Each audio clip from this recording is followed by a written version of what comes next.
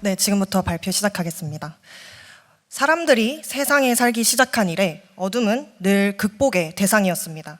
하지만 기술과 도시가 발전하면서 어둠은 이제 피하는 시간이 아니라 이용하는 시간이 되었습니다. 새벽까지 움직이는 택배 기사님들, 늦은 밤을 살아가는 학생과 직장인들, 그리고 모두가 잠든 시간에도 도시를 지키는 사람들까지, 이 도시의 밤은 이렇게 많은 이야기들로 채워져 있습니다. 하지만 우리는 그동안 이 이야기들을 얼마나 자세히 이해하고 생각하고 있었을까요? 이제 밤은 분명 많은 사람들이 활용하는 시간이 되었고, 그만큼 이 밤을 더 안전하게 포용할 기술과 환경에 대한 논의가 필요합니다.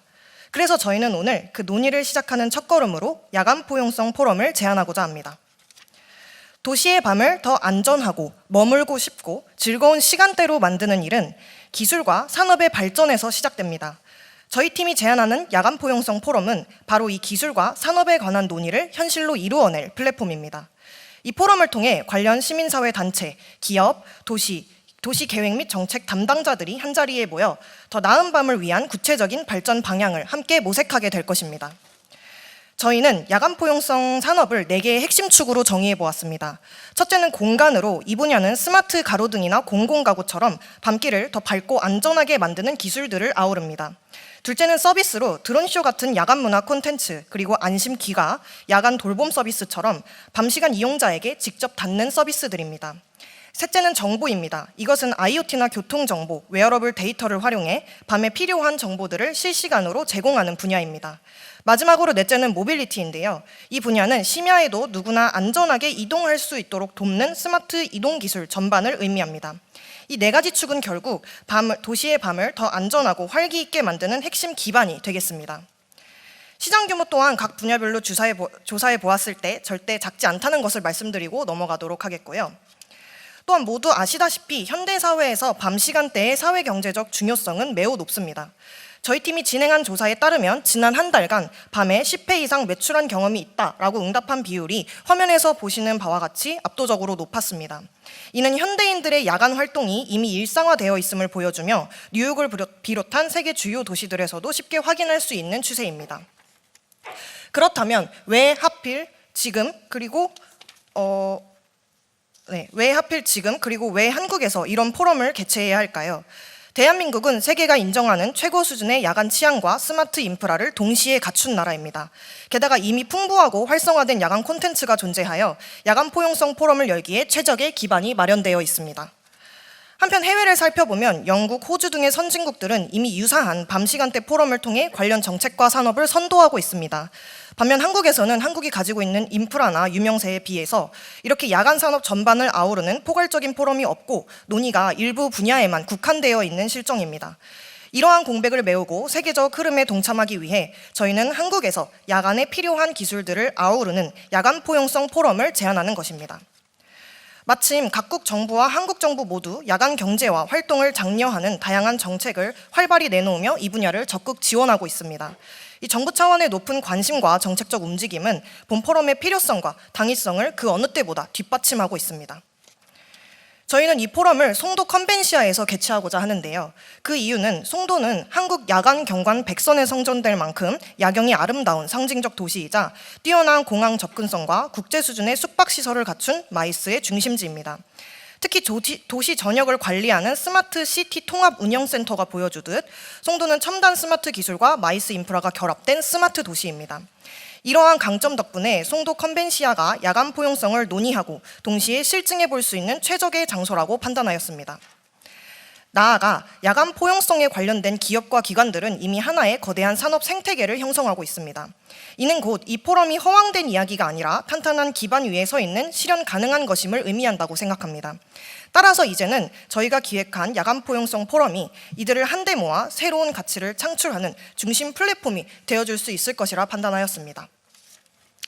결국 저희가 만들고자 하는 포럼은 도시의 밤을 바꾸는 사람들이 모여 누구에게나 안전하고 열린 밤의 기준을 함께 세우는 자리입니다. 이 야간 포용성 포럼은 조명, 이동, 정보, 공간 분야의 기술과 아이디어가 한데 연결되어 24시간 작동하는 도시를 만들어 나가는 중심장이 될 것입니다. 이제 이 본 포럼의 구체적인 계획을 살펴보겠습니다. 우선 포럼 개요인데요. 저희는 이 포럼을 세계 도시의 날이 포함된 10월 30일부터 11월 1일까지 3일간 송도 컨벤시아에서 개최하는 것으로 기획하였습니다. 인천광역시가 주최, 인천관광공사 및 스마트도시협회가 주관하는 것이 가장 이상적이라고 판단했고 산학형 관계자와 관련 단체 대표, 협력기관 등 약 400에서 500명이 참가하는 것으로 계획하였습니다. 다음으로 3일간의 전체 일정을 간략하게 말씀드리겠습니다. 보시는 바와 같이 첫째 날에는 포럼의 개회와 함께 메인 세션이 열려 포럼의 기조를 다집니다. 둘째 날에는 주제별 심화 세션과 전문가 패널 토론 세션 등 심도 있는 논의들이 이어지고 추가적으로 둘째 날과 셋째 날에는 포럼의 하이라이트 중 하나인 산업 현장 탐방이 진행되는데 이는 잠시 후 조금 더 자세히 설명드리겠습니다. 저희 팀은 성공적인 포럼 개최를 위해 오랜 기간 세부 세션을 기획해봤습니다. 세부 프로그램 구성안은 화면에서 보시듯이 우선 포럼의 기조를 설정한 메인 세션으로 시작합니다. 이후 주제별 심화 세션 등을 통해 분야별 깊이 있는 논의를 진행하고 정책, 전문가 토론 세션에서 다양한 관점의 의견을 교환합니다. 그리고 실제 현장 적용과 협력을 위한 이해관계자 협력 세션으로 본 행사의 일정을 마무리 짓고자 합니다. 무엇보다도 저희 기획의 가장 강력한 차별화 포인트는 이 대상별 맞춤 시나리오, 즉 페르소나 기반 기획입니다. 저희는 핵심 이해관계자를 대표하는 5가지 페르소나를 설정하고 각 페르소나별로 참여 동선을 극대화할 세부 시나리오를 구성했습니다. 예를 들어 도시정책 전문가, 기술 스타트업 CEO, 예비 인재, 공공기관 관계자, 해외 도시 대표단과 같이 다양한 참가자군을 가정하여 각각 어떤 세션과 네트워킹을 주로 참여하고 무엇을 얻어갈지 그림을 그린 것입니다. 이렇게 각 대상별로 구체적이고 실행 가능한 시나리오를 마련함으로써 포럼의 운영을 좀 더 현실성과 정합성이 한층 높아질 수 있도록 도모하였습니다. 저희는 본 행사 외에도 독창적인 부대 프로그램을 준비했습니다. 포럼 일정 후반부에 후속 네트워킹 만찬과 산업 현장 탐방을 진행할 계획인데요. 우선 네트워킹 만찬은 낮 시간대 포럼을 모두 마친 뒤 열리는 교류회 장으로 정책, 산업, 연구, 행정 등 다양한 분야의 관계자들이 송도의 아름다운 야경을 배경으로 서로 교류하며 포용과 협력의 의지를 다지는 시간이 될 것입니다. 그리고 무엇보다 눈여겨볼 프로그램은 산업 현장 탐방입니다. 이 참가자들을 송도에 위치한 IoT, ICT 기반 스마트 기업 현장으로 직접 모시고 가서 야간 포용성 기술이 실제 어떻게 적용되고 있는지를 생생하게 체험할 수 있도록 구성했습니다. 예를 들어 이 에코란트 같은 관련 기업을 직접 방문해서 야간기술 운영 현장을 둘러보고 개발자들과 질의응답을 나누는 시간을 갖는 식입니다. 저희는 이 두 기업과 직접 컨택을 해서 저희가 포럼을 진행할 경우에 산업 현장 탐방 기업으로 참여해 주실 의사가 있다는 답변을 받아놓은 상태입니다. 이 밖에도 저희 팀은 이 포럼의 성공적인 개최를 위해 세부 운영 계획과 전략도 치밀하게 수립해 두었습니다. 이 시간 관계상 마케팅이나 시설 운영 계획 등의 상세 내용은 발표를 생략드리지만 다양한 리스크 요인에 대해서는 철저히 대비하고 있다는 것을 말씀드리고 싶습니다. 저희는 이해관계자 조율의 어려움, 유례없는 행사 형식으로 인한 불확실성, 대중의 낮은 인지도, 그리고 운영, 재정, 장소와 관련된 실무 리스크 등 여러 가능성을 다각도로 검토하였고 그에 따른 체계적인 대응책도 미리 마련해 두었습니다. 저희는 이 포럼을 딱 한 번 하는 행사로 끝내고 싶지 않았습니다. 그래서 10년짜리 로드맵을 만들어 보았는데요. 먼저 1년 안에는 기술, 정책, 문화가 계속 같이 이야기할 수 있는 협력 기반을 만들고 작은 실증 프로젝트부터 바로 시작하고자 합니다. 그리고 3년 안에는 인천 경제 자유구역을 중심으로 스마트 포용도시 가이드라인을 만들고 실제 정책에 반영되도록 확산시키려고 합니다. 5년 안에는 해외 도시나 기업들과 손잡고 국제협력 네트워크를 넓혀서 글로벌 파트너십을 구축할 계획이고요. 마지막으로 10년 안에는 인천형 포용도시라는 브랜드를 세계에 알리고 정말로 대표적인 야간 포용도시 모델을 만드는 게 저희의 큰 목표입니다. 그리고 이 과정 내내 저희는 청년들과 시민들이 꾸준히 참여할 수 있도록 교육 프로그램과 커뮤니티 활동을 계속해서 이어갈 예정입니다. 저희는 처음에 이 밤의 시간을 살아가는 이들의 이야기를 제대로 생각하고 있는가라는 질문으로 오늘 발표를 시작했습니다. 저희가 제안하는 야간 포용성 포럼은 그 질문에 대한 가장 구체적인 답변입니다. 이는 결코 단순한 아이디어가 아닙니다. 야간 포용성 포럼은 최적의 장소 송도에서 4대 산업 분야와 치밀하게 설계된 5개의 페르소나가 만나 누구에게나 안전하고 열린 밤에 새로운 기준을 만들어낼 핵심 구심점이 될 것입니다.